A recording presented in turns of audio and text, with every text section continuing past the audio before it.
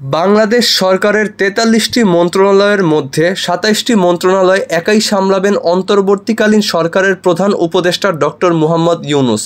শুক্রবার ৯ আগস্ট দুপুরে অন্তর্বর্তীকালীন এই সরকারের উপদেষ্টাদের দায়িত্ব বণ্টন করে প্রজ্ঞাপন জারি করেছে মন্ত্রিপরিষদ বিভাগ।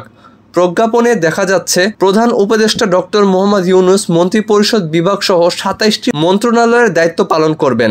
এ মন্ত্রণালয়গুলো হলো মন্ত্রিপরিষদ বিভাগ, প্রতিরক্ষা মন্ত্রণালয়, সশস্ত্র বাহিনী, শিক্ষা মন্ত্রণালয়, বস্ত্র ও পাট মন্ত্রণালয়, কৃষি মন্ত্রণালয়, বিজ্ঞান ও প্রযুক্তি মন্ত্রণালয়, রেলপথ মন্ত্রণালয়, জনপ্রশাসন মন্ত্রণালয়, বিদ্যুৎ জ্বালানি ও খনিজ সম্পদ মন্ত্রণালয়, নৌ পরিবহন মন্ত্রণালয়, পানি সম্পদ মন্ত্রণালয়, মহিলা ও শিশু বিষয়ক মন্ত্রণালয়, দুর্যোগ ব্যবস্থাপনা ও ত্রাণ মন্ত্রণালয়, তথ্য ও সম্প্রচার মন্ত্রণালয়, প্রবাসী কল্যাণ ও বৈদেশিক কর্মসংস্থান মন্ত্রণালয়, বাণিজ্য মন্ত্রণালয়, সংস্কৃতি বিষয়ক মন্ত্রণালয়, বেসামরিক বিমান পরিবহন ও পর্যটন মন্ত্রণালয়, মুক্তিযুদ্ধ বিষয়ক মন্ত্রণালয়, পার্বত্য চট্টগ্রাম বিষয়ক মন্ত্রণালয়, প্রাথমিক ও গণশিক্ষা মন্ত্রণালয়।